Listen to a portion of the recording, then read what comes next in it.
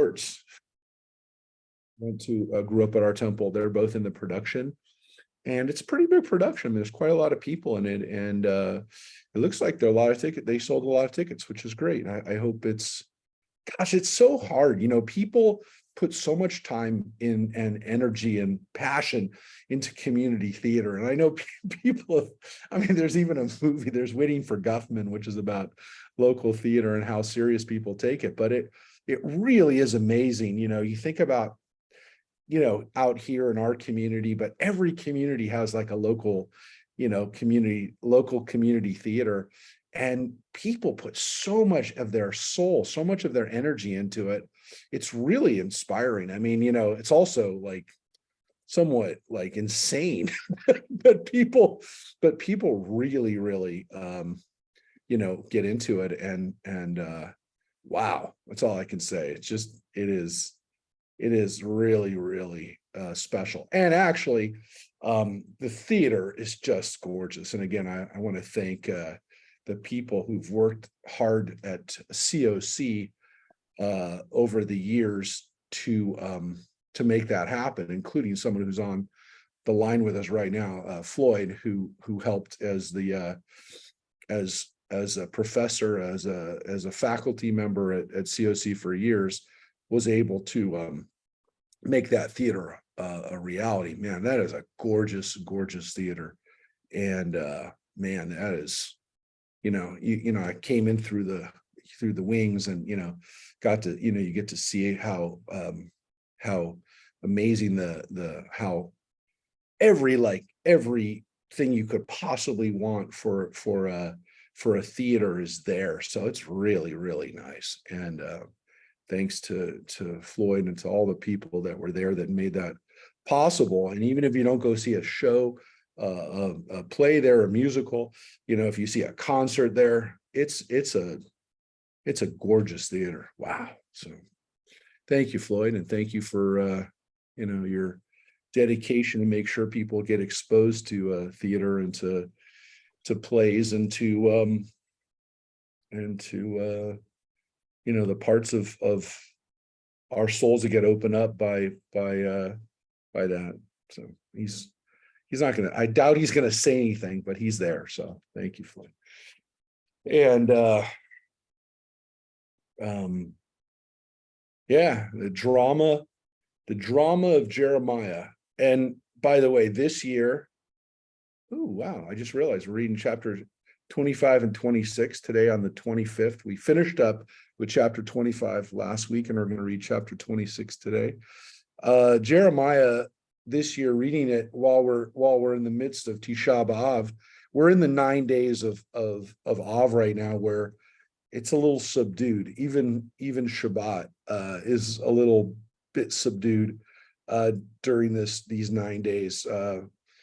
People have traditions of not doing normal summer activities, not swimming, not having too much fun during these 9 days, because just the ramp up to Tisha B'Av is meant to be serious. And then afterwards, we start the process of reconciliation with God, and feeling like in the 7 weeks before high holidays that we start the process of teshuvah on a personal level, but also kind of on a national level too. But reading Jeremiah while we're doing this right now is really powerful. And we just started the book of Deuteronomy on Wednesday nights, which is, most scholars believe, written by Jeremiah's circle of scribes and of people, and that same context, historical context. If Jeremiah lived during the time of King Josiah and all the way through King Jehoiakim and that Jeconiah and those people that we mentioned last week, Zedekiah, if it comes out of that same environment, what we've got is the book of Deuteronomy kind of being very connected to it as well. It's kind of like, the last warning. If you look at Deuteronomy as the last warning, and Jeremiah in the book of Lamentations, which we read at Tisha B'Av, that was written according to Orthodox tradition, Jeremiah wrote the book of Lamentations. Then it's like, you didn't listen to what we told you the last time with with Deuteronomy, with the words of, we told you this is what Moses wants you to do, and now the prophets are telling you, no one's doing it, you're going to be destroyed. And so the language of Deuteronomy is very similar to Jeremiah, very similar to what we get in the Lamentations, and the words are very similar, which is why people think it's from the same group of people, if not the same people. And yeah, it's very special and poignant, powerful to be reading this while we're commemorating Tisha B'Av. So yeah, tomorrow night is the fast day. That's when it begins. If Tisha B'Av fast falls on Shabbat, we postpone it a day. It's still Tisha B'Av, but the actual fast will be on the 10th. I think it was last year or the year before, we had a Tisha B'Av that was actually on the 10th of Av. But it's a fast day, and it's a fast day that people, when we keep Tisha B'Av, it's not like Yom Kippur, where we're kind of reflecting on our own mortality, our own teshuvah, our own personal situation. Tisha B'Av is a national fast. It's a communal fast. It's made up of everybody else kind of thinking about exactly the same thing. I mean, Yom Kippur, you're thinking about your own stuff and fasting because of that. Tisha B'Av, we're all thinking about the same thing. We're thinking about the destruction of Jerusalem, of our kingdom, of our independence, of our control, of our autonomy. We lose that. And now having 2,000 years where Jewish history was constantly in the shadow of exile and dispersion and destruction. The question of what do we do for Tisha B'Av today is a good question, because we live in a time when Jerusalem has been rebuilt, thankfully, and is under Jewish control. And there's a lot of things that have happened for Tisha B'Av to make it, kind of, well, how do we approach it today? We don't stop commemorating it. Actually, Tisha B'Av is one of the few Jewish holidays that I've actually been in Israel for. And I've been in Israel a couple of times for Tisha B'Av, and I'll go down to the wall, and there's people that are there all day. They never leave the wall the entire day. They literally put out a mat or a blanket, and they just sit there the whole day by the wall. So even though Jerusalem has been rebuilt, even though, we can go to a synagogue and we can pray there and we can go in the tunnels and all that, it's not been fully rebuilt, and there's still stuff that are clearly not right. And I think this Tisha B'Av, obviously a lot of people in Israel are going to be thinking about what's going on in Israel right now, and the contention, the strife, the fact that Israel is kind of being torn apart internally right now. And that's a definite concern for people in Israel. And so I'm sure many people in Israel right now, as they gear up for Tisha B'Av, are talking about what it means this year. What's Tisha B'Av's significance for a country that's deeply divided right now, and well, I guarantee you that's where people are in Israel this year, talking about Tisha B'Av. So again, whatever how we remember Tisha B'Av in the diaspora, for us, it's a time of thinking about, I guess, to some extent, the trajectory of Jewish history. The fact that the first temple was destroyed on this day, what we're reading about right now in Jeremiah, and then later on during the Roman era, the second temple was destroyed too. There is a pretty strong theory, that the people who were fighting for Jerusalem's independence against the Romans 2,000 years ago, for the second destruction of Tisha B'Av, actually purposely burned down the temple themselves on Tisha B'Av, so that it would be, I mean, they didn't do it on Tisha B'Av out of sheer, well, let's just burn down the temple today.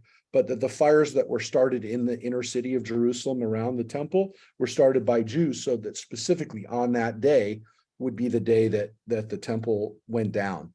It was going to go down soon, maybe anyways. I mean, the fighting was raging in Jerusalem. It wasn't like could have happened maybe a week later, 2 weeks later, 3 weeks later, but that specifically they accelerated it. The Jews themselves, the zealots, the people who went to Masada purposely started the fires so that the second temple would go down on the same day as the Jerusalem temple had 650 years earlier, that they would literally, they'd literally say, hey, look, it's Tisha B'Av. So that's, was it a coincidence? Maybe not quite a total coincidence. But the first and second temple were destroyed. And as we talked about last week, as we read Deuteronomy, there's actually another thing that is in our consciousness that happened. We mentioned it Wednesday night. The first thing that happens on Tisha B'Av, that's the disaster, the first disaster that befalls our people is what? Somebody who was there, I know the Schwartzes were there Wednesday night. What was the first thing that the sages tell us happens on Tisha B'Av? The first disaster before we even have a temple in the wilderness. The spies, the incident of the spies. This is the day that the spies come back, return, and are told tell the people, we can't conquer these people. They're too tough for us. And then, of course, the tragedy unfolds that we have to wait 40 years to be able to come in. So according to tradition, the first disaster that happens on Tisha B'Av is actually that. But let's read as this unfolds, chapter 26. Chapter 25 we read last week, we finished with, Rosemary was reading. We read about, the chapters we read last week talked about Jeremiah getting into trouble for testifying against Jerusalem and warning people and telling them that it's all over. And Jeremiah telling them, all the other prophets that are telling you things are going to be okay, they're lying to you, they're wrong, they're bad, and they're just telling you what you want to hear. And now Jeremiah in chapter 26, this is where it all goes down, because in chapter 20 last week we read he got beaten to death, or not beaten to death, almost dead, beaten severely. This time it gets worse in a way. So let's read chapter 26 to Jeremiah. And this is actually, it says towards the beginning of Jehoiakim's reign. So it actually goes back a little bit further than the last chapter, which was chapter 25, says it was in the 4th year of King Jehoiakim. This says the beginning of the reign. So this would be like the first year. It's roughly around the same time, but it's not when he got beaten. That happened earlier. But this is, let's take a look at chapter 26. I don't want to ruin it for you. Here you go. Rosemary? At the beginning of the reign of King Jehoiakim, son of Josiah of Judah, this word came from God. Thus said God, stand in the court of the house of God and speak to the inhabitants of all the towns of Judah who are coming to worship in the house of God, all the words that I command you to speak to them. Do not omit anything. So again, this is go to the temple, go to Jerusalem and speak to all the people. So this is not just the priests, not just the prophets or kings and courtiers. This is to everyone. Speak to everyone. And here is, this is where, again, it all goes down. Perhaps they will listen and turn back, each from their own evil way, that I may renounce the punishment I am planning to bring upon them for their wicked acts. Say to them, thus said God, if you do not obey me, abiding by the teaching that I have set before you, heeding the words of my servants, the prophets, whom I have been sending to you persistently, but you have not heeded, then I will make this house like Shiloh, and I will make this city a curse for all the nations of the earth. Yeah. And so Shiloh was in the north, part of the northern kingdom. It's part of the northern kingdom that was destroyed by the Assyrians during the time of King Hezekiah, which was 130 years before. Jerusalem's going to come out the same way. Now, at this point, it's early enough. And again, we've kind of going backwards because lately Jeremiah has said, there's nothing more you can do. It's all over. Just buckle down and batten down the hatches, and you're going to maybe hopefully survive. At this point, he's still saying, God is saying, maybe you'll change. But the kingdom of Judah is now going to wind up like, like the kingdom of Israel, if they don't do what I've been warning you and what all the other prophets have been warning you. It's very interesting how specific this is. Watch this. The priests and the prophets and all the people heard Jeremiah speaking these words in the house of God. And when Jeremiah finished speaking all that God had commanded him to speak to all the people, the priests and the prophets and all the people seized him, shouting, "You shall die." Yeah. So this is not just you're going to get beaten. This is you're dead. And it says the priests and the prophets, heard it, but it says all the people shouted, seized him too. So he's upset everybody, but he's definitely upset the priests and prophets, because if you notice, that's what it says. The priests and prophets, well, it says all the people too, but you'll see that. So it's not, we're going to beat you, we're going to kill you. That's what they say. How dare you prophesy in the name of God that this house shall become like Shiloh, and this city be made desolate without inhabitants? And all the people crowded about Jeremiah in the house of God. When the officials of Judah heard about this, they went up from the king's palace to the house of God and held a session at the entrance of the new gate of the house of God. So this is one of the gates of Jerusalem, the new gate. It's called the new gate. It was called the new gate then, which 2,600 years ago means that, again, it was one of the newer gates of into Jerusalem. Now, interesting to read about unrest in Jerusalem right now.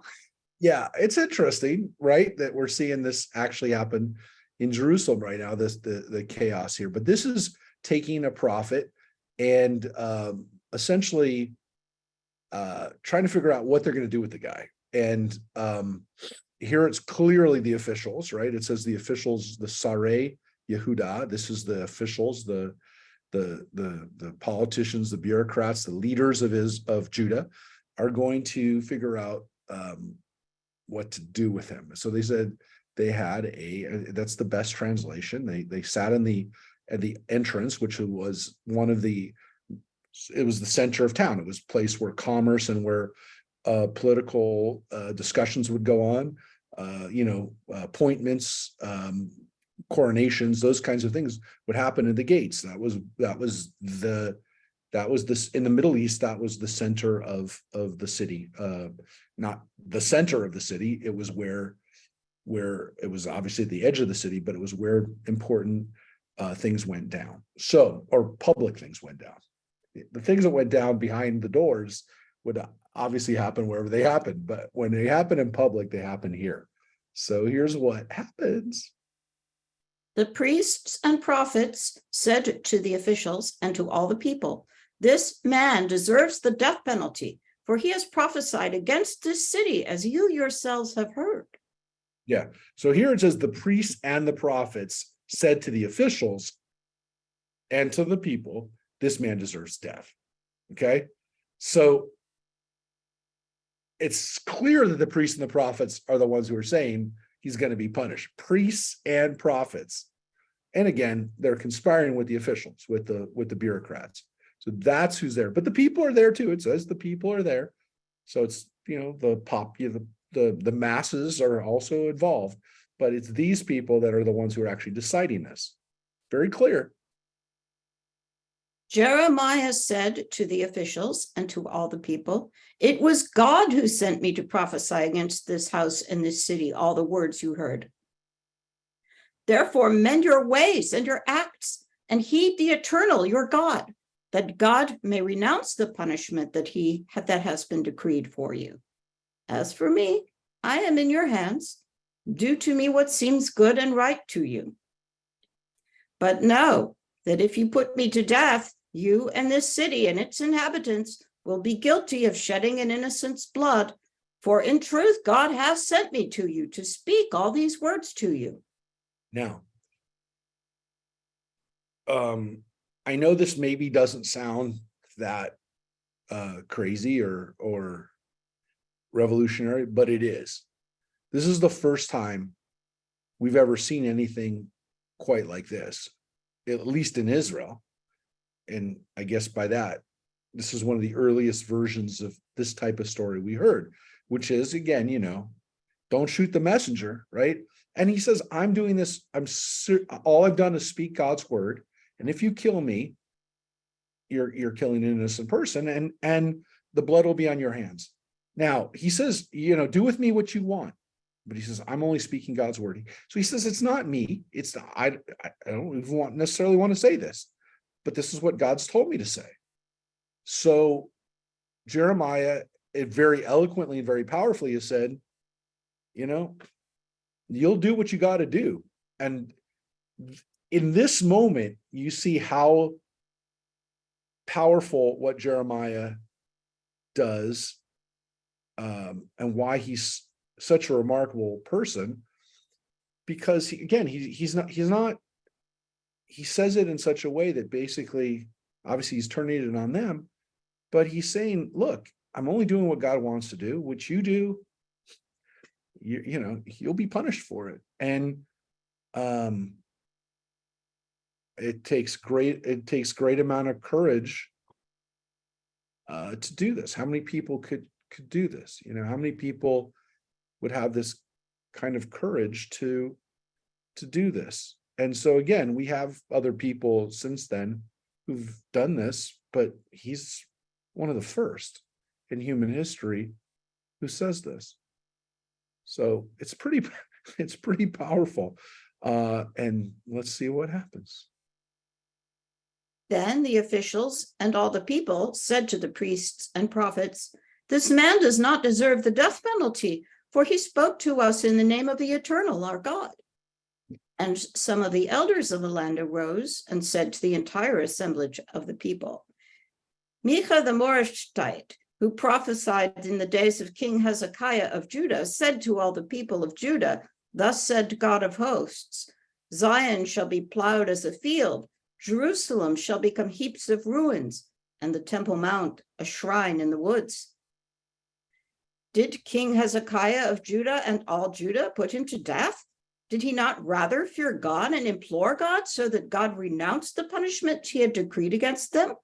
We're about to do great injury to ourselves." So this is an amazing scene. And again, the whole thing is an amazing scene, but this scene is really, really, really special. So let's just take a quick look at, again, what just happened.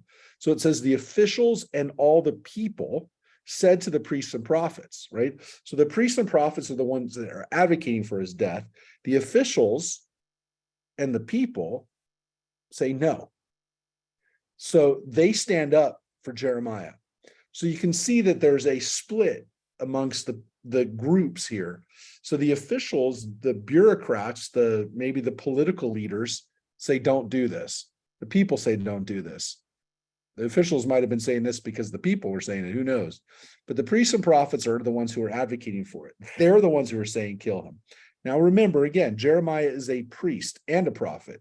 He's a prophet, but he's from a priestly family. He's a Cohen. So it's his own people that are the ones who are advocating for his death. So that means his group are calling for him to be killed, and it's the people and the political leaders that are saying, no, we can't do it. And what they say is, look, we know about this kinds of, we've seen this before. And they actually quote a prophet that we haven't read yet, but we will, named Micah. And this is the Micah of the Bible. He's one of the prophets, the great prophets that we have in our tradition, one of the earliest prophets.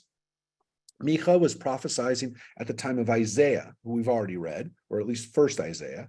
We read first and second Isaiah, but first Isaiah, who was alive during the time of King Hezekiah, when the northern kingdom was destroyed, when A lot of people saw that again, especially those prophets like Micah and Isaiah said, look at what's happening to Israel. Do you want the same thing to happen to us here in Judah? So Micah was a Judean prophet. He was a prophet who lived in the city of Moreshet, which is why he's called a Moreshite. We don't know much about his family or about his background, but we assume he was actually more of a commoner, not a priest or from the official families like Isaiah and Jeremiah are. He's more of the common man, and these are words from Isaiah, from Micah. So if you look in it again, Micah chapter 3:12, that's where he said that. And so here's the Bible quoting another part of the Bible. That doesn't happen very often, which means that 130 years later, people were still keeping the prophet Micah, and were still quoting him, and they were they recognized who they were quoting. It's not like they just said some guy said this. They know who said it.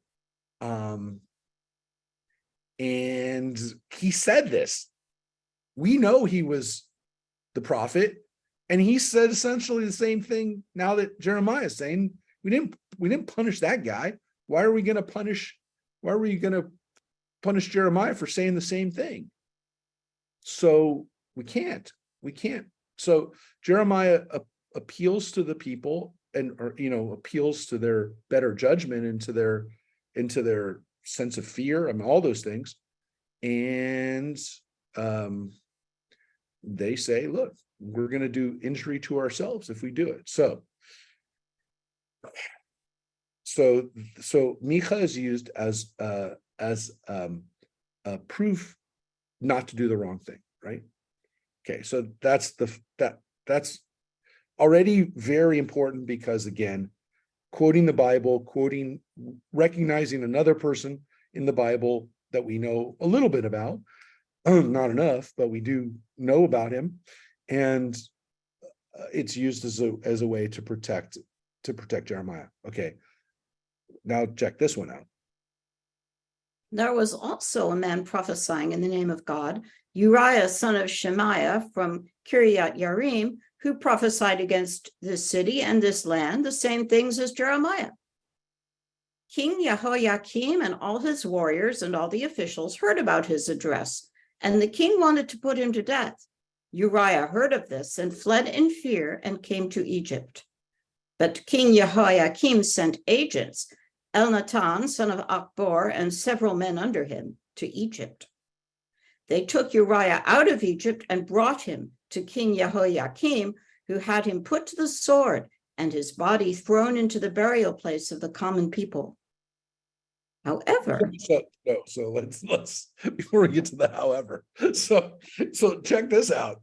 There's another prophet named Uriah who's doing the same thing as Jeremiah, and he isn't so lucky. That's what the Bible just told us. That's what the text of Jeremiah just told us. Wow, this is real. For Jeremiah, the threat of being killed is 100% real, because there's a guy who did the same thing that he did and ended up fleeing to Egypt, and they got him, and they brought him back. They kidnapped him, they brought him back, and they killed him. Jehoiakim, the same guy, killed him. So this is very real for Jeremiah, and he can't even, the text is essentially saying, even if he goes to Egypt, he's not safe. So this is serious stuff. So Micah is the guy that you say you don't want to do what happened to him, but they did it, and they did it to Uriah. So we don't know anything else about Uriah. He's not mentioned anywhere else. We don't have his prophecies.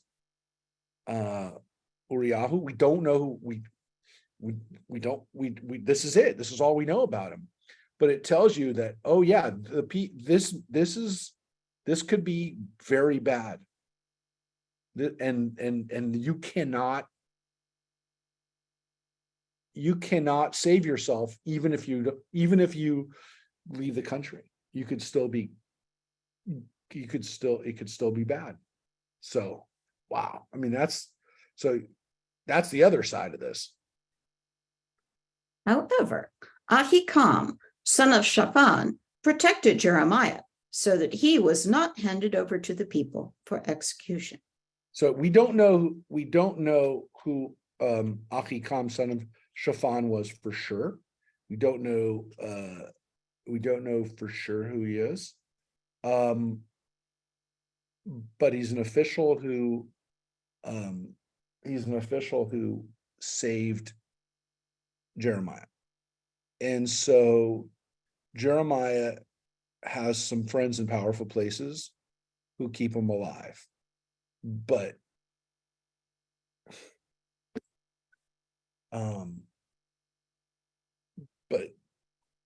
the threat is real. The threat is death. It's not getting beaten. This is you could die. So Jeremiah is a prophet who's living under fear of execution. He's going to be killed by his own people, by the people that he's to some extent trying to save. I mean, he's warning them, but it's not like he's trying to be killed by people from other countries. It's his own countrymen. It's his own family. It's his own people. It's his own peers that are trying to kill him. So what does that do to your mind? And like, again, we're not here to necessarily, and the text doesn't necessarily psychoanalyze the characters, but what does that do to somebody knowing that the people that you're trying to save also are trying to kill you or willing to kill you? Some of them want to kill you for what you're saying. How do you, I mean, what does that do to you on a daily level, waking up going, now today might be my last day. If the guy Ahikam loses power, or if he gets overwhelmed and the people come and pull me out of this house, I'm dead. I can't, I mean, you can't, it's almost overwhelming to think what that would have been like for somebody to live, how to live like that. So, yeah. So let's take a look. This comes from around the same time, because it says towards the beginning of the reign of King Jehoiakim. At the beginning of the reign of King Jehoiakim, son of Josiah of Judah, this word came to Jeremiah from God. Thus said God to me, make for yourselves thongs and bars of a yoke and put them on your neck, and send them to the king of Edom, the king of Moab, the king of the Ammonites, the king of Tyre, and the king of Sidon, by envoys who have come to King Zedekiah of Judah in Jerusalem. And give them this charge to their masters. Thus said God of hosts, the God of Israel, say this to your masters. It is I who made the earth and the humans and animals that are on the earth by my great might and my outstretched arm, and I give it to whomever I deem proper. I herewith deliver all these lands to my servant, King Nebuchadnezzar of Babylon. I even give him the wild beasts to serve him. All nations shall serve him, his son and his grandson, until the turn of his own land comes, when many nations and great kings shall subjugate him. The nation or kingdom that does not serve him, King Nebuchadnezzar of Babylon, and does not put its neck under the yoke of the king of Babylon, that nation I will visit, declares God, with sword, famine, and pestilence, until I have destroyed it by his hands. Yep. So again, we've already been told that last week that Jeremiah is going to he's going to prophesy to the other nations that surround Judah. And here it is, which is, well, not only thing, but here's the prophecy in one line. King Nebuchadnezzar's in charge. Now, again, he's not doing this because he likes King Nebuchadnezzar. He doesn't, he's not a fan necessarily, but he's saying this is what God said is going to happen. And it's King Nebuchadnezzar and up to his grandson are going to reign. Now, I don't know, does King Nebuchadnezzar want to hear that his dynasty only lasts 3 generations, or 2 after him? I don't know. We already heard, and we said last week that there's this veiled reference to Sheshach, which is actually Bavel, that they're eventually going to collapse as well. But okay, what does Nebuchadnezzar even care that Jeremiah is doing? Does he know? Probably not. He would not make wouldn't give him any. He doesn't, it doesn't appear on Nebuchadnezzar's radar, probably, Jeremiah. But the point is that Jeremiah is doing this, and he's not doing it again for Nebuchadnezzar. He's not being paid by Nebuchadnezzar to do this. He's basically doing what God told him to do, which is tell everyone it's Nebuchadnezzar's time. And if you don't like it, you're going to get destroyed. Sword, famine, and pestilence. We read about those, like the three of the 4 horsemen. That's what's happening. And you either take it or it's going to be really bad. So it's you serve the guy. Whatever he tells you to do, you're going to do. Your neck is going under the yoke. So he sends them all these yokes and he says the yoke's on you. He doesn't say the yoke's on you. He says this is your fate, and accept it. It's the best thing you can do. So, as for you, give no heed to your prophets, augurs, dreamers, diviners, and sorcerers who say to you, do not serve the king of Babylon, for they prophesy falsely to you, with the result that you shall be banished from your land. I will drive you out, and you shall perish. But the nation that puts its neck under the yoke of the king of Babylon and serves him will be left by me on its own soil, declares God, to till it and to dwell on it. Yeah, so the best thing you could do is wind up, being subservient to him, and then you get to stay on your land. I mean, it's the best you can do. And don't listen to any of your prophets that are telling you otherwise, which tells us that there were prophets in Ammon and Moab and Phoenicia and Edom that are all telling their people the same thing. Don't submit to King Nebuchadnezzar. Don't. Let's not do it.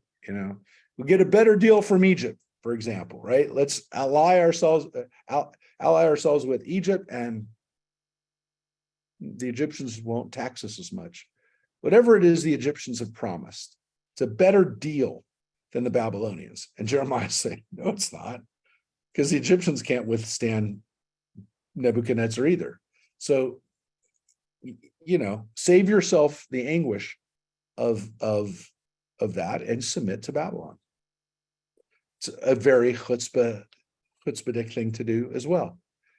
Because again, who's Jeremiah to tell someone in a dome what to do in Phoenicia? But he says he's doing God's work, right? I also spoke to King Zedekiah of Judah in just the same way. Put your necks under the yoke of the king of Babylon, serve him and his people, and live. Otherwise, you will die together with your people by sword, famine, and pestilence, as God has decreed against any nation that does not serve the king of Babylon. Give no heed to the words of the prophets who say to you, do not serve the king of Babylon, for they prophesy falsely to you. And same words. I have not sent them, declares God, and they prophesy falsely in my name, with the result that I will drive you out and you shall perish, together with the prophets who prophesy to you. Okay. And to the priests and to all that people, I said, thus said God, give no heed to the words of the prophets who prophesy to you. The vessels of the house of God shall shortly be brought back from Babylon, for they prophesy falsely to you. Now, what is that about? the vessels of the house of God shall shortly be brought back from Babylon? Why the vessels of the house of God in Babylon in the first place?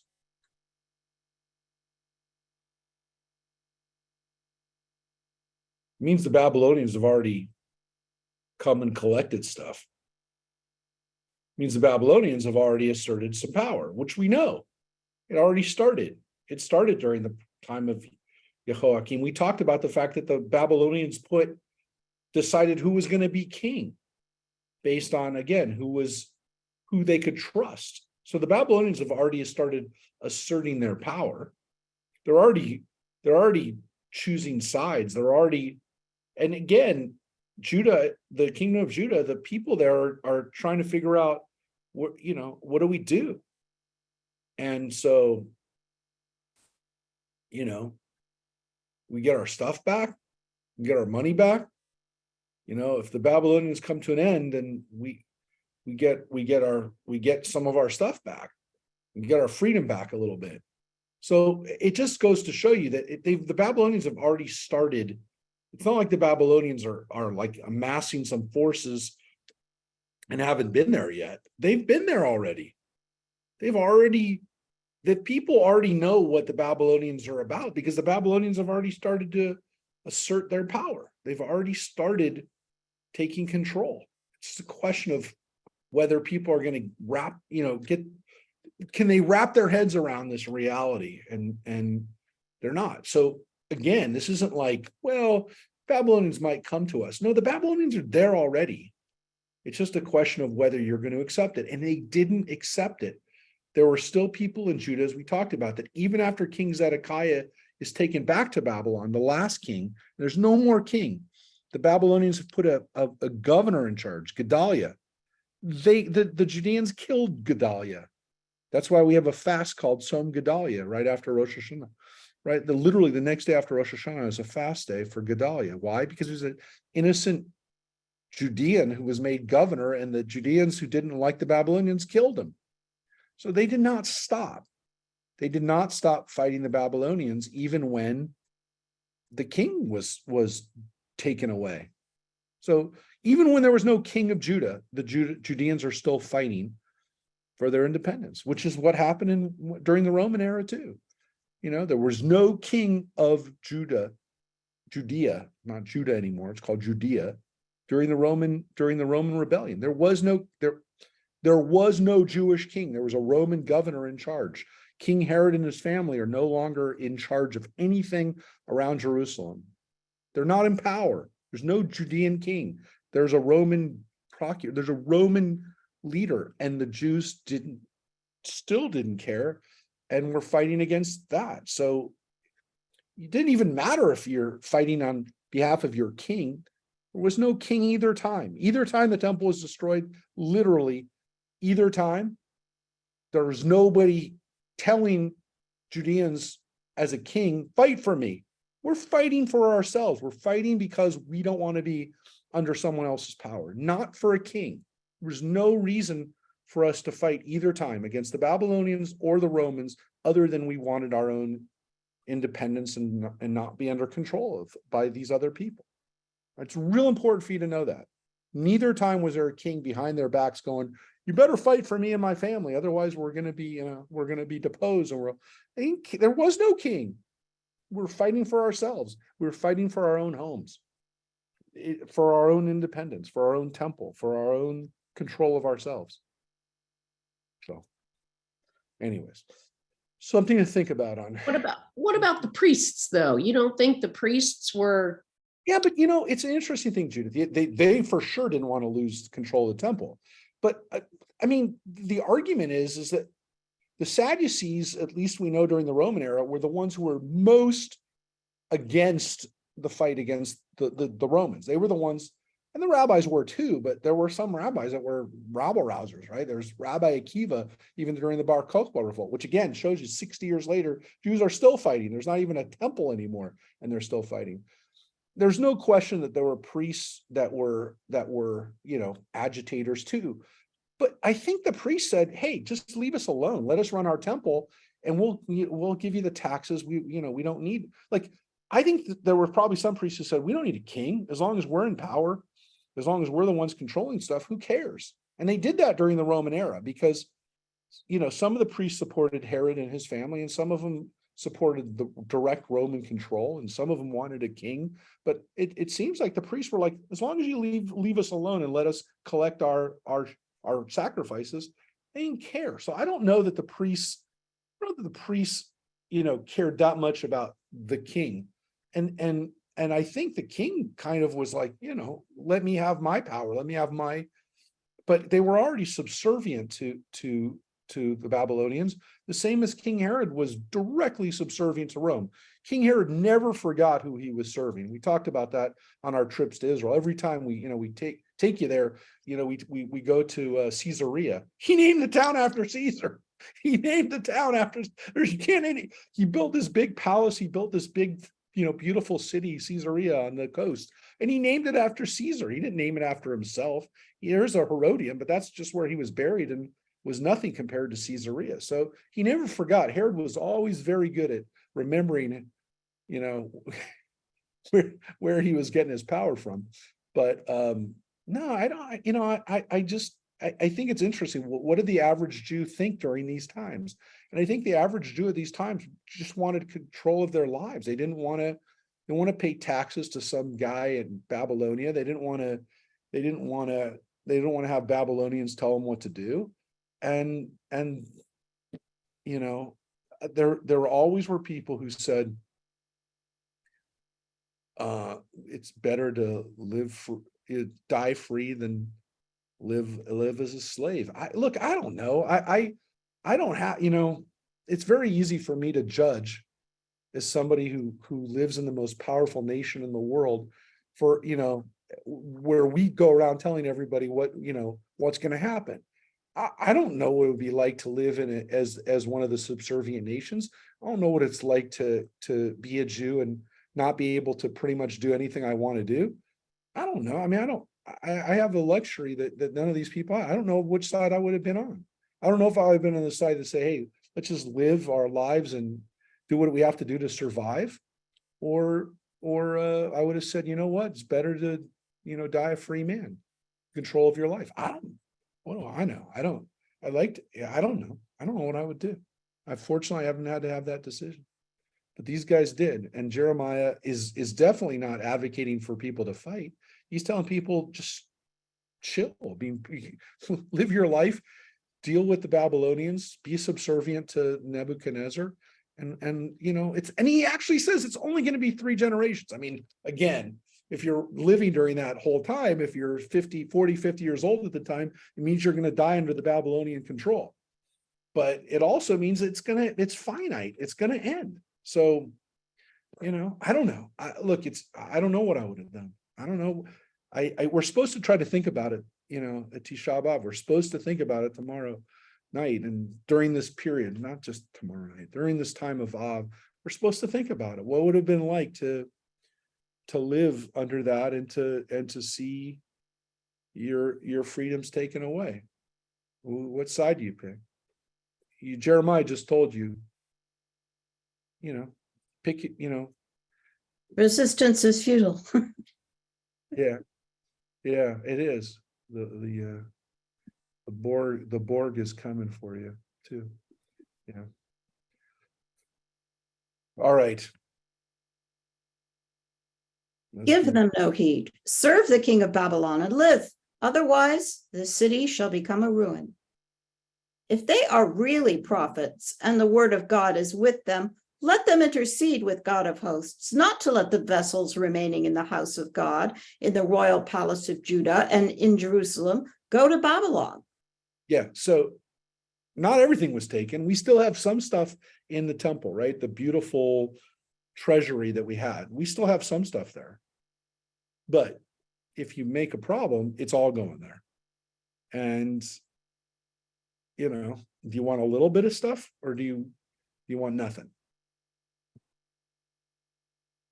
For thus said God of hosts concerning the columns, the tank, the stands, and the rest of the vessels remaining in this city, which King Nebuchadnezzar of Babylon did not take when he exiled King Jeconiah, son of Jehoiakim of Judah, from Jerusalem to Babylon, with all the nobles of Judah and Jerusalem. For thus said God of hosts, the God of Israel, concerning the vessels remaining in the house of God, in the royal palace of Judah and in Jerusalem, they shall be brought to Babylon, and there they shall remain until I take note of them, declares God of hosts, and bring them up and restore them to this place. Yep. So everything's going. That's the future. And again, it's not clear whether it's avoidable or not. It seems like it's not really avoidable, but that's the deal. Now, these things, these beautiful vessels, these treasures of the temple, they figure in the Bible later on, all the way all the way to the book of Daniel. These vessels, at least according to the rabbinic mind, they're still being used by King Ahasuerus when the Persians take over and conquer the Babylonians. The vessels were still being used. The fact that Babylonian, maybe Persian kings used the vessels that were for God as their own personal, cups, their own personal silverware and drinking vessels, that really freaks them out, because they're gods. They're not meant to be used by any human being, and these kings are using them. So it's understand that, like, this discussion of these vessels is really significant. It's not just, oh, look, they took stuff from the temple. They took God's stuff and they're using it themselves, which is the ultimate humiliation, or one of the ultimate humiliations. It's not the same as humiliating the people, which they do as well, killing them, blinding them, castrating them, doing the other things that the Babylonians and the Persians did to us. But it's definitely symbolic. And Jeremiah saying that's where the stuff's going to wind up. So it is very important in our minds. And to some extent, this is the stuff, right? These are the these are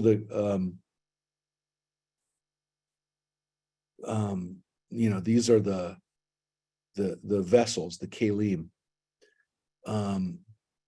But later on, during the Roman era, what becomes symbolic of that, those vessels, we see those vessels being taken out of the second temple, including the great menorah that was in the temple in Jerusalem, the second temple in Jerusalem.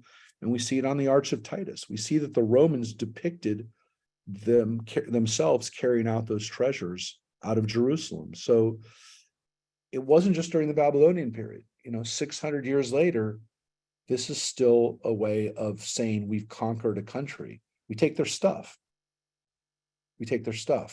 Now, people are going to say, yeah, look at all the treasures that the British and the Americans and the French looted from these countries when they did archaeological digs. It's not the same thing. I understand that maybe it eventually or to some extent feels like the same thing, but it's not. It's more of what the Nazis did to museums and Jewish homes and property when they sacked a city during World War II. And what is really not done very much today, because it's almost seen like as another war crime, which is stealing or plundering a country's treasures. The Iraqis did it to Kuwait during their invasion of Kuwait. They raided the banks and took out gold bars and stole stuff from the Kuwaiti sheiks. But yeah, nowadays it's considered to be not quite normal behavior to raid a country and to take away their stuff. Though Russia just went into Ukraine and stole Potemkin's bones out of a chapel, but that's more of taking back they felt they're one of their own. But yeah, but taking things from people is considered a little less I don't know, necessary. It's definitely kind of goes against most kind of war rules of engagement nowadays, but yeah, it So, used to be done. so taking of people's history and culture is Well, not the same. Well, I say the net effect of it might be, Judith. I mean, the net of the result is essentially the same, but it wasn't taken there as a it wasn't taken there as the To booty of humiliate is what yeah, it you're wasn't saying. It was I mean, taken. it was taken well, in all fairness, it was taken from those countries. It was taken away from them. And was taken by people who had excavated it, which doesn't mean it's finders keepers, but to some extent they did put in the work to excavate it. I don't know that I'm not saying that that means that they have an ownership to it, but by the same token, they did do the work. And again, most of the work was actually done by laborers from those countries, but it was done under the direction, supervision, the guidance, this scientific method that these archaeologists had. Again, should they be repatriated? Well, the Greeks definitely would like their marbles back. They've been asking the British for that for a long time. And remember, they're both somewhat developed countries, England and Greece, and Greece has a place where they'd like those marbles to go back, and they're both members of NATO, and they're both allies or whatever, and yet it's a major bone of contention between the Greeks and the British government of who has ownership of those marbles. But as they are right now, they're in the British Museum. But look, the Getty just gave a bunch of really beautiful treasures back to Greece that were part of the Getty collection. And some of those were not, they were acquired, they weren't excavated. But yeah, I mean, who knows? I mean, who knows what the future holds for these kinds of for these kinds of things? But yeah, the net effect is that some of these treasures are there. But by the way, they weren't the treasures of the country. When they were excavated or when they were found, they weren't necessarily treasures of the country, in that they weren't even known, or they weren't exposed. People didn't know where they were. So it's one thing if you go into the country's national treasury and raid it and take away all their stuff, when the people didn't even know it was there. So it's, look, it's the net effect, I said, is that there's treasures of a country. One could argue some of the most valuable things that country has that's not in that country. So that yes, the net effect is those are treasures and they're not in that country, they're in the other country. But they weren't taken with that intention. And the strange thing is, if, for example, Germany didn't have the Ishtar gates, or if England didn't have the palace at Nimrud, those places would have been destroyed during the Iraq War, or during ISIS's brief capture of those places when they destroyed everything they could that was pre-Islamic. So, ironically, those treasures were saved from the people who live in that country today. Look, it's always a fear that if Egypt ever went back to a truly regressive Islamic republic, or a real violent ISIS type government, everything in the Egyptian museum could be destroyed on the basis that it was idolatrous. I mean, King Tut's treasures could literally be destroyed based on Islamic teachings that, again, you could say that a perversion of Islam, or you could say, as some people do, that that's destroying idolatry, that those treasures could be destroyed. Now, again, you can also make the argument, because the ancient Egyptians are not controlling these things anymore, are they the modern Islamic Egyptians' cultural legacy, or are they a cultural legacy of a people who no longer exist? Or my guess is there's probably more people that worship Isis in Britain than there are in Egypt. Well, I don't look, I don't know what to tell you other than, you know, this, I mean, I'm not laughing at it because it's funny. I'm laughing at it because you could really strain your brain thinking about what the proper answer is here. But look, I'm laughing partly because there's Jewish treasures that one can make the argument belong in Israel. Well, where do they belong? Where do the Jewish treasures belong? This Jewish art that was looted by the Nazis and the families were all destroyed, and there's no family members left to claim them. Who should claim those? I mean, what about treasures from ancient Israel that were taken by people before Israel was established and are in museums and places outside of Israel, which there are? What about the Dura Europos synagogue, which the antiquities are at Yale University and in Syria, and not in, I mean, they're one of the most amazing synagogue finds in the history of the world, but they're not in Israel. They're not under Jewish control. I mean, there's Jews at Yale, but should Dura Europos be in New Haven? I don't know. So, I mean, this isn't like the same. It's not the same as the treasures that exist in other places most of the greatest archaeological finds of Israel are in Israel. They're the Israel Museum, but not all of them. Not all the Dead Sea Scrolls are in Israel, folks. Some are in Jordan. So,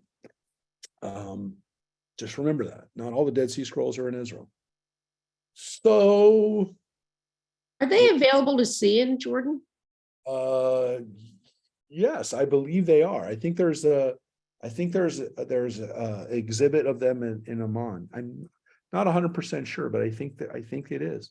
So, yeah, I mean, who owns these things? That's how we got onto this. Who took these things and where do they belong today? Interesting question. Now, this again is from towards the end of Judean independence during the time of King Zedekiah.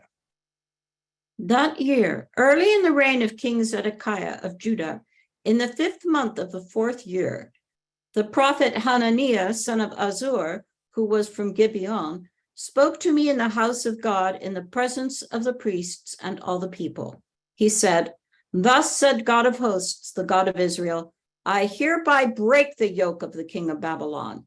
In 2 years, I will restore to this place all the vessels of the house of God that King Nebuchadnezzar of Babylon took from this place and brought to Babylon. And I will bring back to this place King Jeconiah, son of Jehoiakim of Judah, and all the Judean exiles who went to Babylon, declares God. Yes, I will break the yoke of the king of Babylon." So what's wonderful about this is we know the guy who's saying the opposite of Jeremiah, Hananiah. We know about this guy, and we know exactly what he said. So Jeremiah is saying one thing, and there are other prophets that are saying the exact opposite. And specifically, we see exactly what they're saying, which is,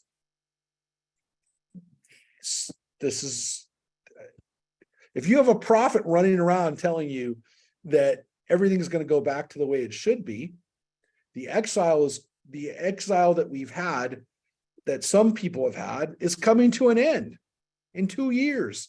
It's right around the corner. Yeah. I will restore the stuff. It's coming back. And the people are coming back. More importantly, our king, Jeconiah, who the Babylonians didn't like because, he wasn't keep tamping down the revolt, he's coming back. Well, that's good. We like that guy. So Jeremiah, this is what Jeremiah is up against. This is exactly now, who wants to hear Jeremiah? And who wants to hear this other guy, Hananiah? Everyone wants to hear Hananiah. Everyone wants to hear that God said, It's all going to be over soon. Nobody wants to hear Jeremiah, that it's going to be 3 generations. It's going to be 70 years of action. Nobody wants to hear that. They want to hear this message. This is what Jeremiah was exactly up against. I mean, we get the words that he was up against. Then the prophet Jeremiah answered the prophet Hananiah in the presence of the priests and all of the people who were standing in the house of God. The prophet Jeremiah said, Amen. May God do so. May God fulfill what you have prophesied and bring back from Babylon to this place the vessels of the house of God and all the exile. But just listen to this word that I address to you and to all the people. The prophets who lived before you and me from ancient times prophesied war, disaster, and pestilence against many lands and great kingdoms. So if a prophet prophesies good fortune, then only when the word of the prophet comes true can it be known that God really sent him. So Jeremiah says, yeah, if the prophets testifying only good things are going to happen, oh, well, you'll know when the good things happen. But in the meantime, come on. I'm not the first person who's told you this stuff. When somebody tells you something good's going to happen, the good thing better happen. By converse, the bad thing better happen to prove the word of Jeremiah. But Jeremiah is saying the onus is on you, Hananiah. Yeah, I wish everything you said happens, but it ain't gonna. When it happens, then you're right. That you ain't. Well, you're just telling people, essentially saying what people want to hear. But here's what happens. But the prophet Hananiah removed the bar from the neck of the prophet Jeremiah and broke it. And Hananiah said in the presence of all the people, Thus said God, so will I break the yoke of King Nebuchadnezzar of Babylon from off the necks of all the nations in 2 years. And the prophet Jeremiah went on his way. So that means, again, it didn't say it at the beginning, but it just said it here, that Jeremiah is walking around with a yoke still around his neck. Like that's what he's wearing as a constant reminder of his prophecy, which is Jeremiah is telling people, this is what Nebuchadnezzar is doing to us, and we better accept it. Well, Hananiah breaks it, and then says his own prophecy. This is what's going to happen in 2 years. That's what, again, Hananiah just said, here's my prophecy. No more yoke. 2 years, no more yoke. That's a pretty dramatic thing to do. Jeremiah is being very dramatic, and then Hananiah just went one past him, which is he breaks it. And all it says right here is Jeremiah went on his way. After the prophet Hananiah had broken the bar from off the neck of the prophet Jeremiah, the word of God came to Jeremiah. Go say to Hananiah, Thus said God, you broke bars of wood, but you shall make bars of iron instead. For thus said God of hosts, the God of Israel, I have put an iron yoke upon the necks of all those nations, that they may serve King Nebuchadnezzar of Babylon, and serve him they shall. I have even given the wild beasts to him. So you broke a wood yoke. The yoke is actually iron, which doesn't break. And the prophet Jeremiah said to the prophet Hananiah, Listen, Hananiah, God did not send you, and you have given this people lying assurances. Assuredly, thus said God, I am going to banish you from off the earth. This year you shall die, for you have urged disloyalty to God. Yeah. So, yeah, you're talking about people being banished. You're going to be banished off the earth, off the land, off the world, off the face of the earth. I mean, that's actually what the Hebrew says. Off the face, you're gone from the face of the earth. I'm sending you from the face of the earth. And they didn't have interplanetary potential at those times. He says flat out, you're dead. You're dead. So Jeremiah walked away from him, but Jeremiah has the last word, or God has the last word, but Jeremiah makes sure that he understands that this isn't over, and that's what you just got, Hananiah. And the prophet Hananiah died that year in the 7th month. Yeah. Now that must have had a pretty devastating effect on the people, knowing that the prophet that they want to listen to died just as Jeremiah said. So the yoke prophecy and the yoke argument ends pretty clearly on Jeremiah's side. So Jeremiah, his yoke gets destroyed by Hananiah, and then Hananiah dies. Again, you could probably see how people in Jerusalem, once they know about this, are starting to say, you know what, maybe we should be paying attention to Jeremiah. But again, this is pretty late in the game. This is during the time of King Zedekiah. So this is the last king. Zedekiah is the last one. So that scene, also very dramatic, very visual, very graphic. Everyone in that scene, should be able to visualize that scene and see seeing this guy Hananiah break, Jeremiah's yoke, and then Jeremiah confronts him and tells him he's dead. He's dead, and he does. All right. So that's again another, not a lot of prophecies, not a lot of lines of text of prophecy, but a whole lot of action. And this is again why Jeremiah is so different from the other books of the prophets. There is no other book like this, where again, sometimes you get narrative, sometimes you get little stories in the prophets, but not like this, not these kinds of stories, where the prophecy is almost secondary to the action. It's buried almost in the action. And again, we've heard his prophecies for the last 25 chapters, but I told you, first 25 chapters are the warnings to Judah. And then these chapters are the narrative of what goes down in his life. And then the prophecies are kind of buried in these narratives. This is the text of a letter that the prophet Jeremiah sent from Jerusalem to the priests, the prophets, the rest of the elders of the exile community, and to all the people whom Nebuchadnezzar had exiled from Jerusalem to Babylon. After King Jeconiah, the queen mother, the eunuchs, the officials of Judah and Jerusalem, and the artisans and smiths had left Jerusalem. Yeah. Interestingly, again, Jeconiah, we read about, we've just talked about it again. He's exiled. He's taken back to Babylonia, which is what's going to happen to Zedekiah too, his uncle. Remember, Jeconiah is Jehoiakim's son, and he fell afoul of, fell off with the Babylonians. It says that Jeconiah's mother, which then would have been one of Jehoiakim's wives, went into exile with him. The eunuchs and the officials of Judah and Jerusalem, artisans and smiths.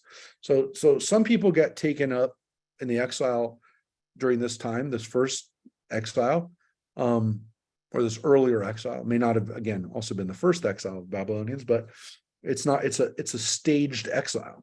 It goes in stages, right? So the queen mother, and then the eunuchs. Well, the Sarisim it states that there are eunuchs that are serving the kings of Judah. Not supposed to have eunuchs in Israel, in Judah. It goes against the Torah. So it's very much what the Babylonians and the Persians did. We read a lot about eunuchs in the story of Esther. Eunuchs are everywhere in the palace during the time of Ahasuerus, and they were in the palace of Babylonia. You know about Daniel and his other Judean exiles, some of them who were eunuchs in the Babylonian, in the service of the Babylonian kings. So I know about them. We know about them, and we know that that's the way those people behaved. But it says right here that this dude had eunuchs as well. Now, look, they could have been non-Israelite, non-Judean eunuchs, but it doesn't say that.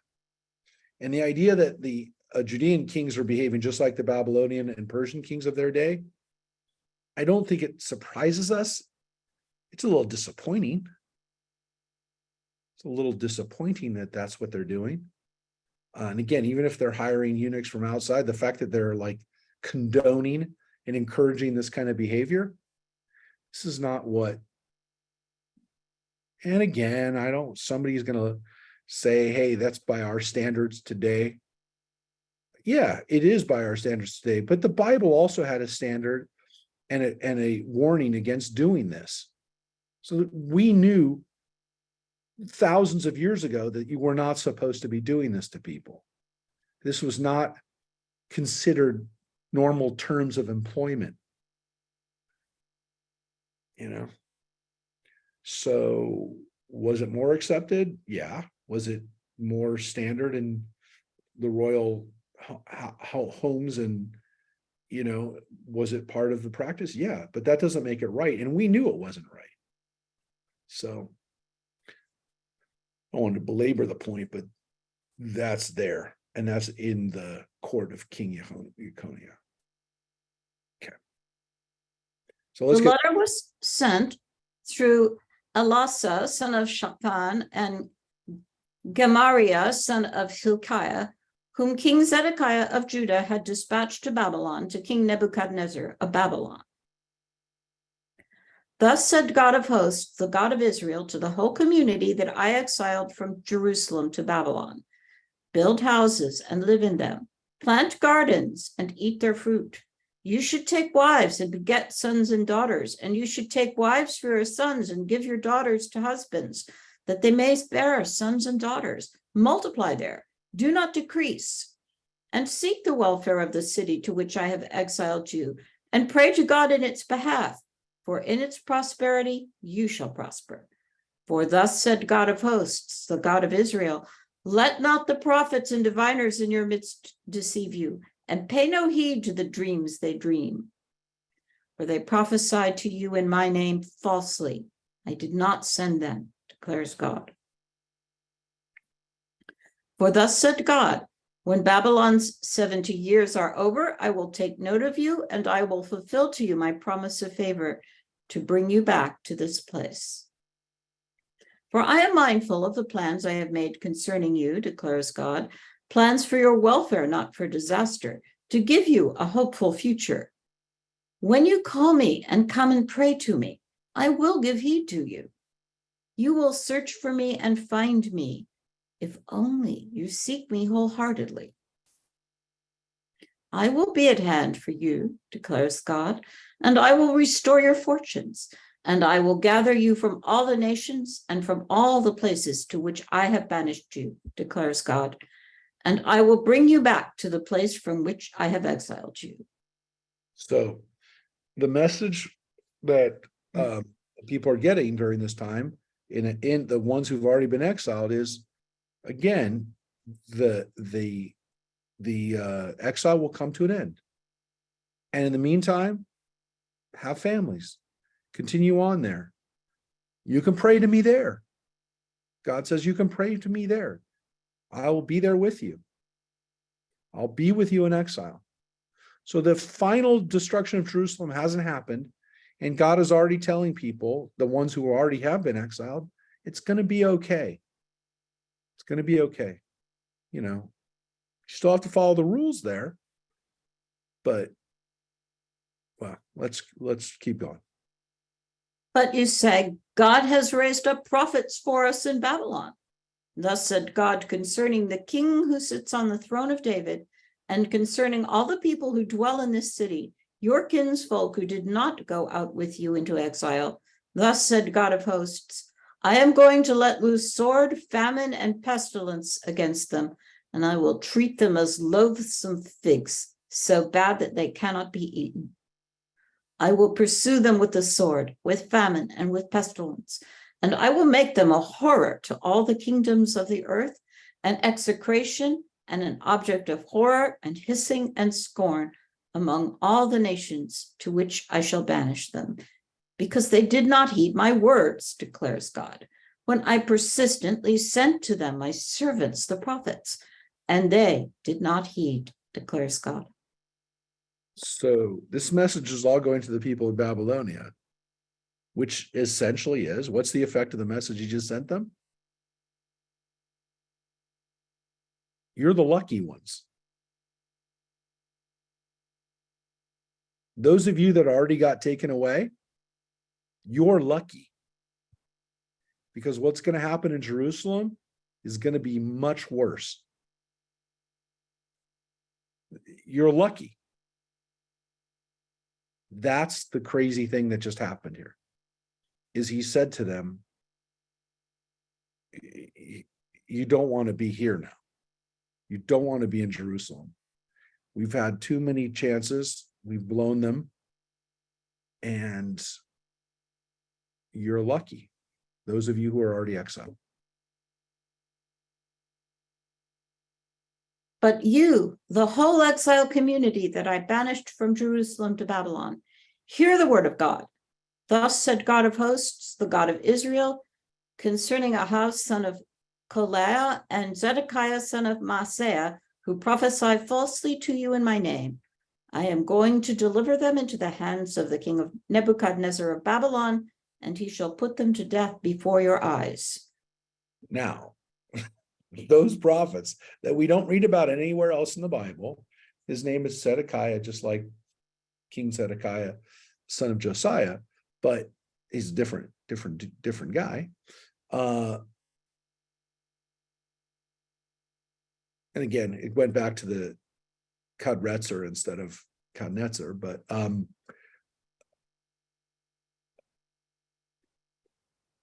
we don't know exactly what they're saying, but it's not going to be good for them. What again, they could have been telling people it's time to go back, right? You know, it's well, rabble rousers. But the point is that, again, for those of you that are in Babylonia already, I'm giving you some words. And they're actually, to some extent, words of comfort, which are, your descendants will go back home.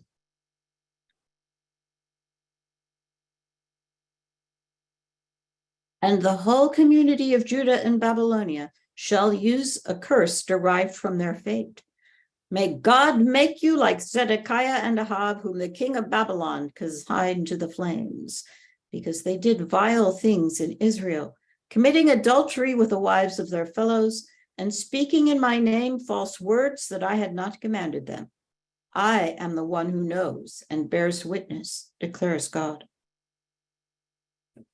Well, 1 second. So let me just, so that's the end of the prophecies against Zedekiah and Ahab. But again, when it says they did bad things in Israel, they don't mean literally in Israel. They mean amongst the Jews, against Israel that's now in exile. And it says not only did they speak falsely, they also, it says, committed adultery, with the wives of their fellows. So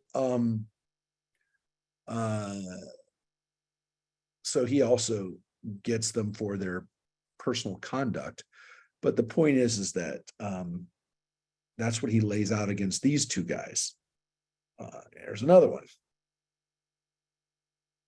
Concerning Shemaiah the Nehelamite, you shall say, thus said God of hosts, the God of Israel, because you sent letters in your own name to all the people in Jerusalem, to Zephaniah son of Maaseiah, and to the rest of the priests as follows.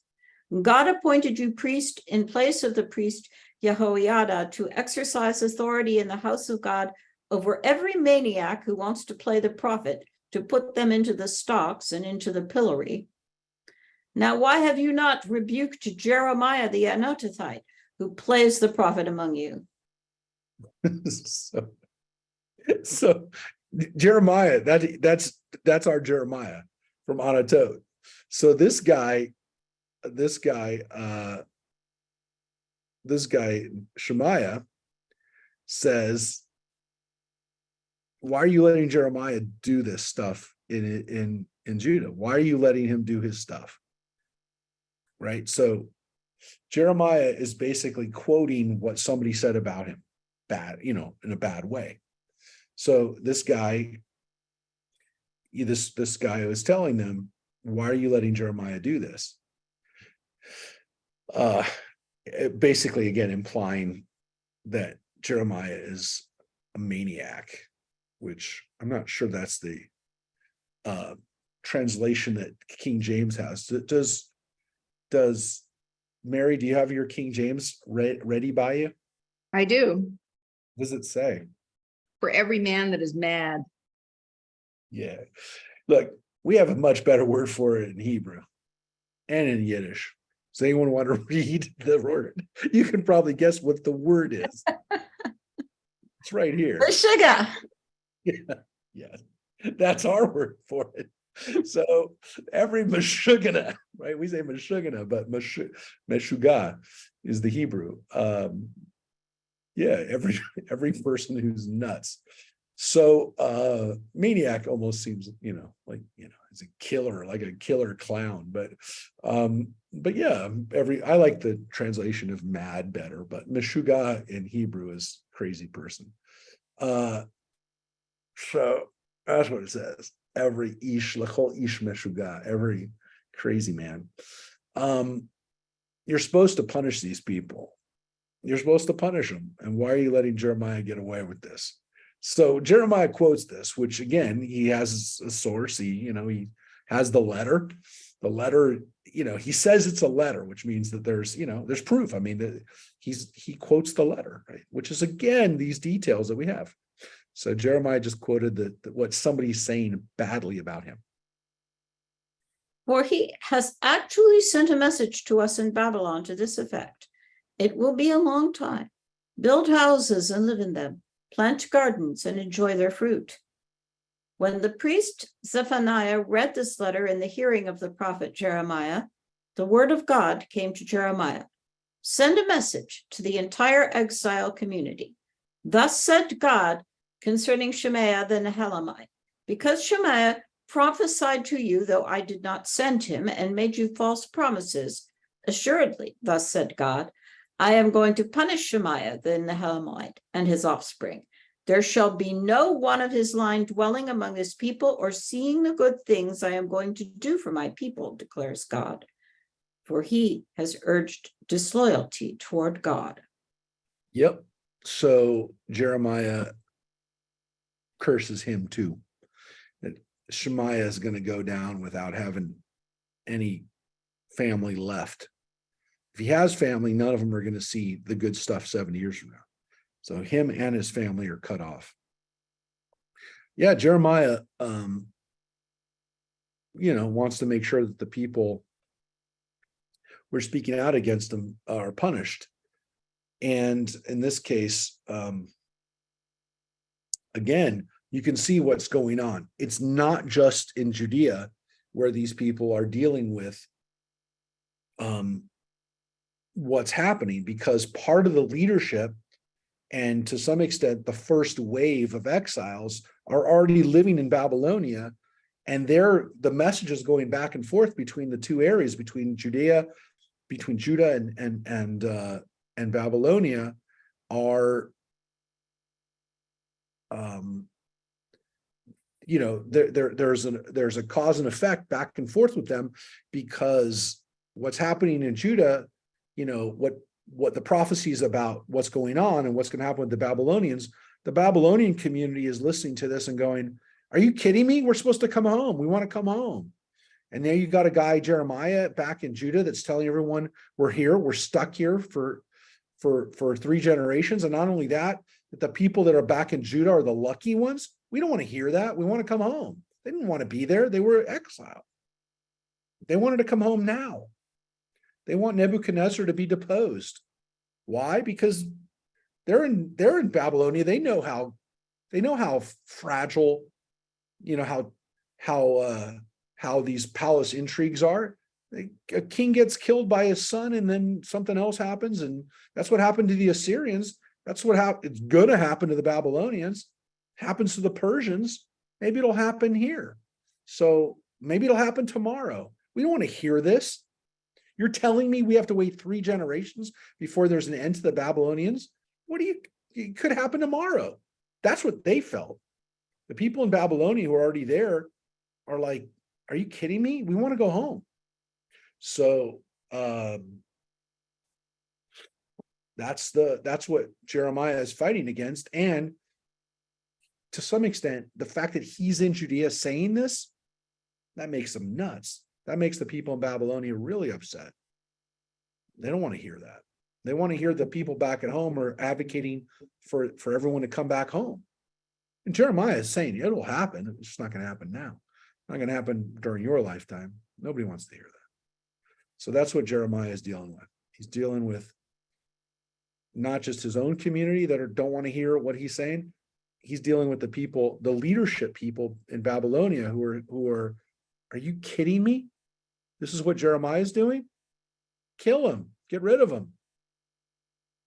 So he's dealing with that. This, by the way, also answers one of the questions that we will have as we go through Jeremiah and wonder what happens to Jeremiah. Do you understand why Jeremiah didn't want to go to Babylonia? Do you understand why he couldn't go to Babylonia? The people who hated him in Jerusalem might be nothing compared to the people who are already in Babylonia who really hate him, who've been telling people not to advocate for Babylonian, revolt, because they can't revolt in Babylonia. I mean, they're living right underneath the Babylonian authority. But maybe the people back at home can cause some problems and get us out of here. I don't know. I mean, look, let's fight a war. Let's get the Egyptians on our side. Let's come and get us home. So that's what's happening. And that's why Jeremiah really can't go to Babylonia, because he's got enemies there. He's got enemies there for years, people who hate him. So that is Jeremiah's situation, according to Jeremiah himself. All right. So we're going to read one more chapter, I think, chapter 30. The word that came to Jeremiah from God. Thus said the Eternal, the God of Israel, write down in a scroll all the words that I have spoken to you. For days are coming, declares God, when I will restore the fortunes of my people Israel and Judah, said God, and I will bring them back to the land that I gave their ancestors, and they shall possess it. Wow.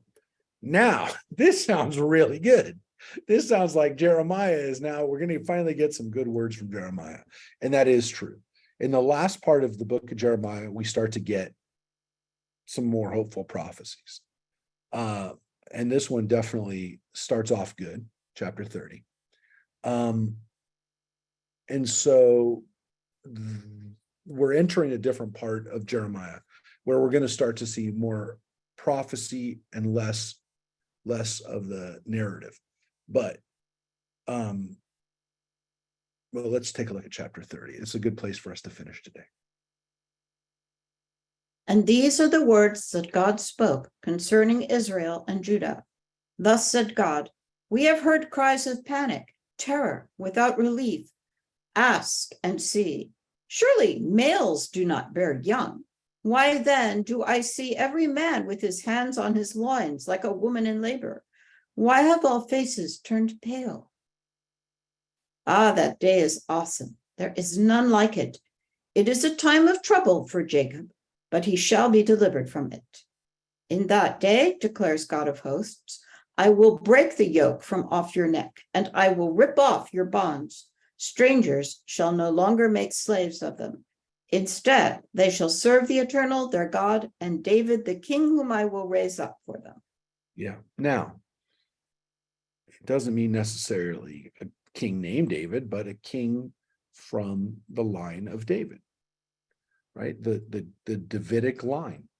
So God will be in charge, and David, and they're not going to serve strangers anymore. They'll serve God and their own king, which, by the way, implies that they're still going to be serving somebody. They're just going to be serving one of their own.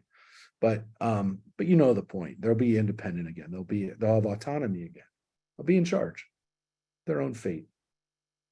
But you have no fear, my servant Jacob, declares God.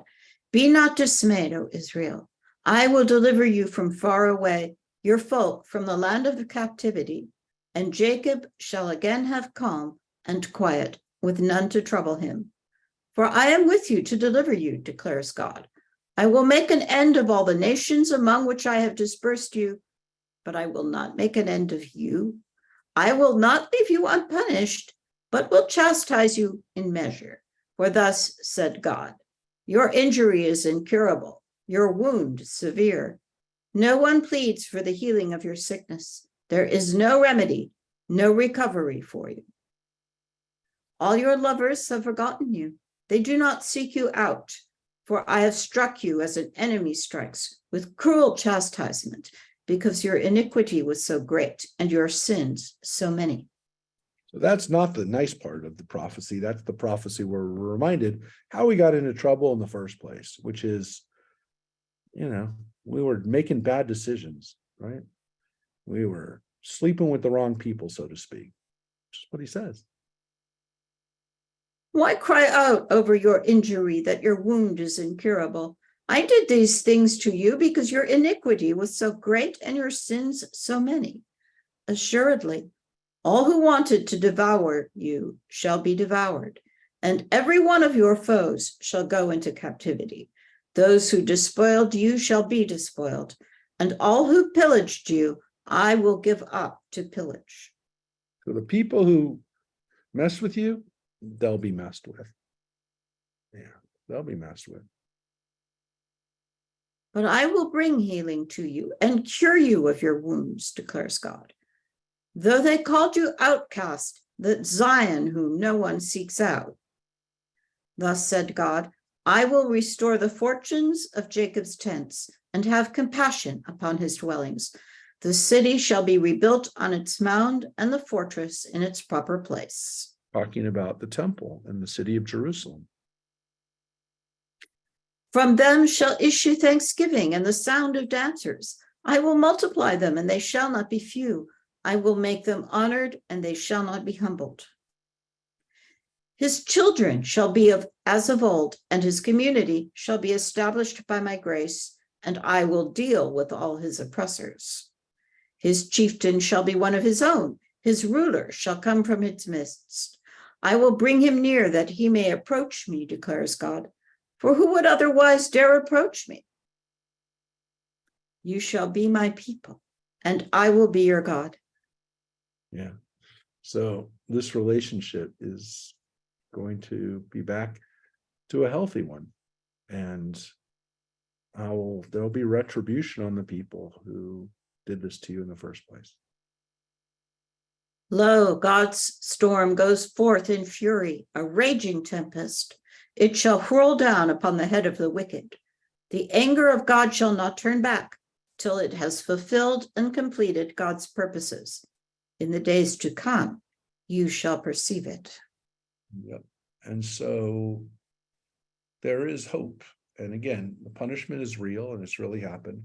We're going to read one more chapter since we have a little bit more time. We're going to read one more chapter, finish with chapter 31. I wasn't sure we'd get to chapter 31, but these prophecies, these more hopeful or restorative words of Jeremiah, they're not filled with only good things, right? Because Jeremiah always has got to tell you, the problems and the fact that you got here in the first place, which again is important because you can remind people at the same time you don't want to go back to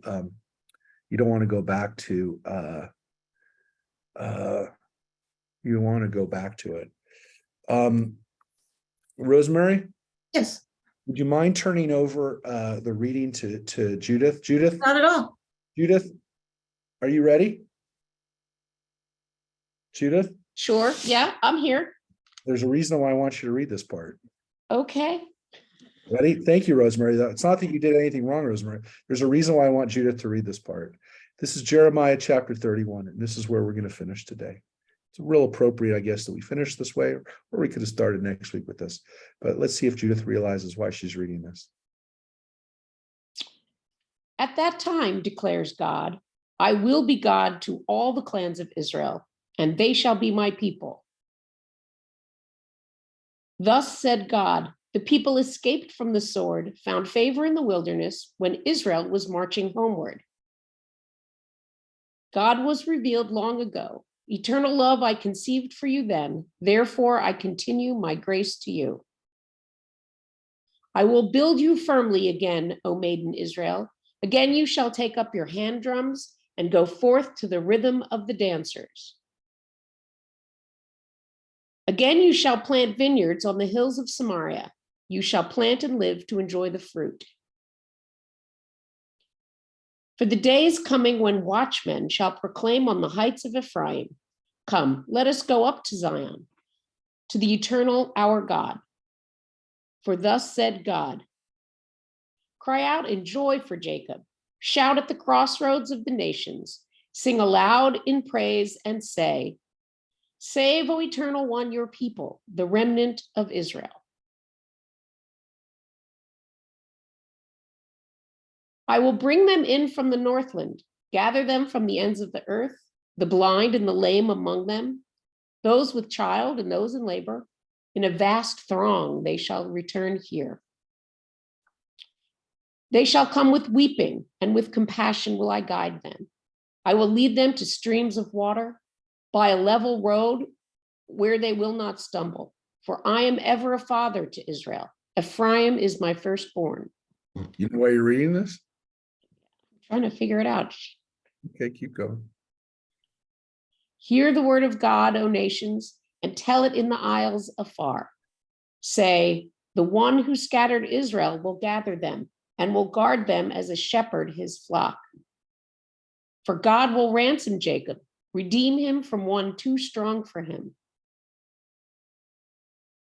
They shall come and shout on the heights of Zion, radiant over God's bounty, over new grain and wine and oil, and over sheep and cattle. They shall fare like a watered garden. They shall never languish again. Then shall maidens dance gaily, young men and old alike. I will turn their mourning to joy. I will comfort them and cheer them in their grief. I will give the priests their fill of fatness, and my people shall enjoy my full bounty, declares God. Yeah, so this is a powerful story of return, of redemption. Again, some would say maybe we should read this after Tisha B'Av, but maybe we could say we can go into Tisha B'Av knowing that there's going to be hope. And again, a lot of this came about when Israel was reestablished and as a place where Jews could come back to, and as people were brought back in joy, and their sorrow turning to joy. But let's read this part, and maybe it'll start to see very clearly from here. Thus said God, a cry is heard in Ramah, wailing, bitter weeping, Rachel weeping for her children. She refuses to be comforted for her children who are gone. Thus said God, restrain your voice from weeping, your eyes from shedding tears, for there is a reward for your labor, declares God. They shall return from the enemy's land. Remember that now? A cry is heard in Ramah, Rachel weeping. Is heard in Ramah. You read this many times for us. Yes, I have. This is the Haftarah for Rosh Hashanah, the second day. Second day. These are the words that we're supposed to read at Rosh Hashanah every year at the beginning of the year. For thousands of years, we've read this as a Haftarah at Rosh Hashanah to remember that we don't give up hope. And that Rachel, who's seen here weeping for her children, for us, for the exile of her descendants, she will be comforted. Because Jeremiah says as God saying to Rachel, again, Rachel seeing what's happening to her family now, it will be okay. Right? They will return. Let's finish up and we'll go. Thus said God. Whoops. Sorry. And there is hope for your future, declares God. Your children shall return to their country. I can hear Ephraim lamenting. You have chastised me, and I am chastised like a calf that has not been broken. Receive me back. Let me return, For you, O Eternal One, are my God. Now that I have turned back, I am filled with remorse. Now that I am made aware, I strike my thigh.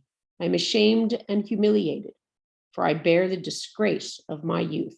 And again, this is why we read it at Rosh Hashanah and Yom Kippur too, is because it's about shuvi, it's about return. Shuvah, right? So we understand that we've done wrong, we've repented, and I understand that. And now I've returned. So again, it's on a personal level, but it's also, of course, on a national level. Here we go. Truly, Ephraim is a dear son to me, a child that is dandled. I always Whenever remember saying the word dandled. Yeah, it's just, Child that is dandled, because it sounds wrong. it It just, just sounds wrong, it but just doesn't, it's not a good you don't use the translation. word dandled very much anymore, especially dandling children. But it's not bad. It's not a bad thing. Whenever I have turned against him, my thoughts would dwell on him still. That is why my heart yearns for him. I will receive him back in love, declares God. Erect markers, set up signposts, keep in mind the highway, the road that you traveled. Return, maiden Israel, return to these towns of yours. How long will you waver, O rebellious daughter? For God has created something new on earth. A woman courts a man. And we don't usually read this part, Yeah. but it is interesting. A woman courts a man, right? So we're not exactly sure what that phrase means, but it's essentially, again, that doesn't normally happen. That's like a woman courting a man. That's not the way things go, but I mean, we assume that's what the idiom means. Thus said God of hosts, the God of Israel. They shall again say this in the land of Judah and in its towns when I restore their fortunes. God bless you, abode of righteousness, O holy mountain. Judah and all its towns alike shall be inhabited by the farmers and such as move about with the flocks. For I will give the thirsty abundant drink and satisfy all who languish. At this I awoke and looked about, and my sleep had been pleasant to me. See, a time is coming, declares God, when I will sow the house of Israel and the house of Judah with seed of people and seed of cattle. And just as I was watchful over them to uproot and to pull down, to overthrow and to destroy and to bring disaster, so I will be watchful over them to build and to plant, declares God. In those days, they shall no longer say, parents have eaten sour grapes and children's teeth are blunted. But everyone shall die for their own sins. Whosoever eats sour grapes, their teeth shall be blunted. See, a time is coming, declares God, when I will make a new covenant with the house of Israel and the house of Judah. It will not be like the covenant I made with their ancestors when I took them by the hand to lead them out of the land of Egypt, a covenant that they broke, though I espoused them, declares God. But such is the covenant I will make with the house of Israel after these days, declares God. I will put my teaching into their inmost being and inscribe it upon their hearts. Then I will be their God, and they shall be my people. No longer will they need to teach one another and say to one another, heed God, for all of them, from the least of them to the greatest, shall heed me, declares God. For I will forgive their iniquities and remember their sins no more. Again, one of the reasons why we read this at Rosh Hashanah, which is, that things are going to be better and we'll be forgiven and we're not going to be punished anymore. And what's interesting here is it says that the covenant that I had before, you broke it. It's already over. We can't go back to that covenant. We need a new covenant. What's interesting about this new covenant is that unlike, where Christians would say, hey, there's a new covenant, it's Jesus. That's not what this says at all. It actually says that there is a new covenant, but the new covenant is that the teaching is in their innermost being. It's not in their hearts. So they now have the Torah. They to some extent, and that's the word that's actually used, that you have the Torah, you have my Torah. It's in your hearts, and you know this now. So that there's an interesting, at least, concept here that's being put forth, which is the covenant is now with each individual. It's now on an individual basis. It's not like the covenant before when we came out of Egypt and we're at Mount Sinai. It's now with each person. And to some extent, one could make the argument that you don't have to be in Israel anymore for that to happen.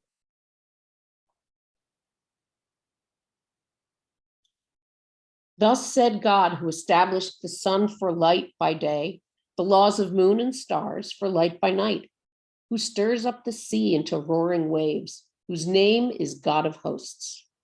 If these laws should ever be annulled by me, declares God, only then would the offspring of Israel cease to be a nation before me for all time.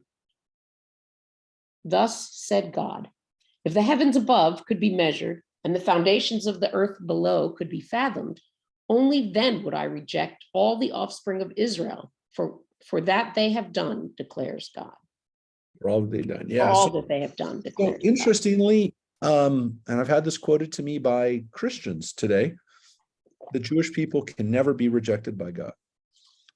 Because God says here in Jeremiah, as long as there's the stars in the heavens, as long as there's moon, as long as there's sun, you're my people. And as much as the laws of nature, that's you. You're as indelible and as consistent and as integral to the universe as the laws themselves.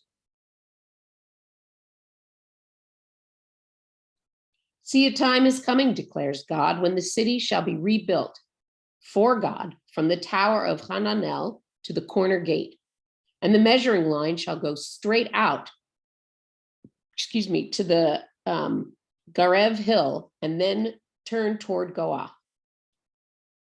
And the entire valley of the corpses and ashes and all the fields as far as the Wadi Kidron and the corner of the house gate on the east shall be holy to God. They shall never again be uprooted or overthrown. Yep.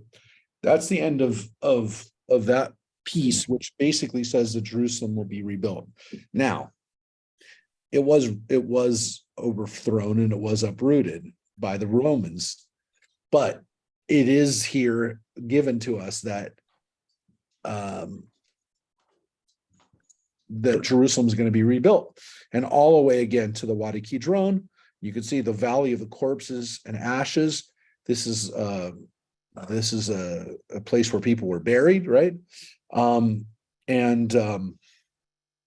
This is outside the essentially where the Mount of Olives is today, where people are still buried. Again, the Jerusalem will be rebuilt. What's so powerful to me about this line, about this chapter, the whole chapter is very powerful. It's beautiful. It's very emotional to read this. But to me, it's this line. It's line 15. A cry is heard in Ramah, wailing, bitter weeping, Rachel weeping for her children. To me, that image of Rachel weeping for us is one that, again, when you look at later depictions of the Pieta and Mary, weeping for Jesus, or, seeing that, the image actually is very old. It goes back hundreds and hundreds of years before to Rachel weeping for all of us, right? And crying from Ramah. What's interesting about this is that Rachel is not buried with the rest of the matriarchs and patriarchs, right? She died in Bethlehem, near Jerusalem, outside of Jerusalem. The other people are buried in Hebron, which is about 25 miles away. But she's buried there, right outside of Jerusalem. And where she's buried is still an area where people, they pray at her tomb, a place called Rachel's tomb. Especially people who can't have children, they pray at Rachel's tomb. They give people red ribbons from Rachel's tomb where they, but Rachel's tomb is a separate tomb. And there's a beautiful passage. The rabbis tell us that the reason that Rachel was buried where she was, why she died where she did, which was not where she wanted to be buried or necessarily, but why she had to be there, was that as the exiles were leaving Jerusalem, they passed by her tomb as they left Jerusalem, as the final exile. The Babylonians did this, that they walked past Rachel's tomb. And she was crying for them as they walked by. And what's beautiful about this is that God comforts Rachel and says, it's okay, they'll be okay. So, I mean, it's a powerful image because essentially it kind of explains why Rachel died and was buried where she was. So she had that ability to kind of weep for us and then for God to say it'll be okay, which of course means when Jeremiah says this, he's telling the people it's going to be okay. Rachel, our mother Rachel, cries for us, but she'll be comforted. So there's a lot to unpack there. But again, when we want to talk about images of women in the Bible, this is one of them. And this is one of the most powerful ones, which is an image of a mother crying for her descendants.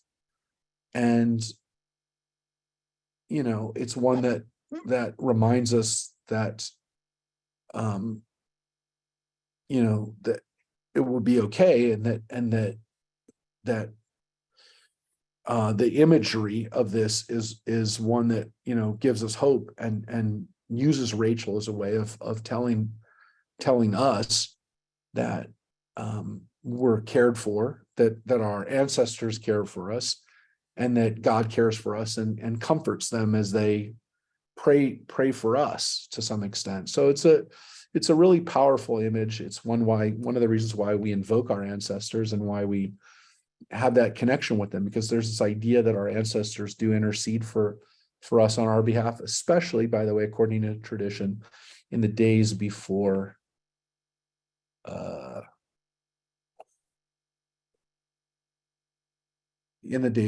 holidays.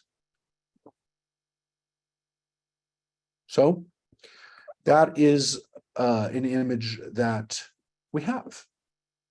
And as the secular anniversary of my mother's passing 6 years ago, it's important to remember, you know, how our mothers feel about us, hopefully, even after they leave this world. So anyways, on a happier note, that's again the idea that connection still exists. So tomorrow night we'll be reading Deuteronomy, and we have services on Friday with Rick and Addie. So they were in Italy and they're back from their trip, and we're looking forward to having them at 7:00. And to remind people again, we'll send out another email tomorrow. Fiddler on the Roof with our pastor, our friend Reverend Andy from Valencia United Methodist, is Tevye, which I think is one of the greatest casting decisions of all time. That we have one of our local pastors who's a wonderful guy, and you'll see him when we're at Valencia United Methodist for high holidays. He's running the soundboard for us. So he's a wonderful guy, and he's Tevye. So if you don't have a chance to see it with us on Sunday, try to see it this weekend or next weekend. It's on for a couple more weeks, and support your local theater, and hopefully it's, you know, it'll be something we all can share. So we'll see people then. And oh, by the way, too, we're working on a screening. Our next movie screen will be Golda, which is going to be starting on the 25th of August at our Lemley. And we're working on a screening, not on the 25th, because that's a Friday night, but we're going to work on a screening for Golda, one of our other great mothers, who were definitely imploring for peace and for stability in Israel. Golda is going to be out starting that weekend. So we will have the date of the screening that we're going to go to up pretty soon. So everyone, thank you again. Thank you, Rosemary, and thank you, Judith, for Thank you, Judith. for Thank you, Mark. reading for us and for being wonderful mothers, in addition to all the other things you do. Thank you, everybody. Thanks. Bye, everybody. Bye. Goodbye. Bye. Thank you.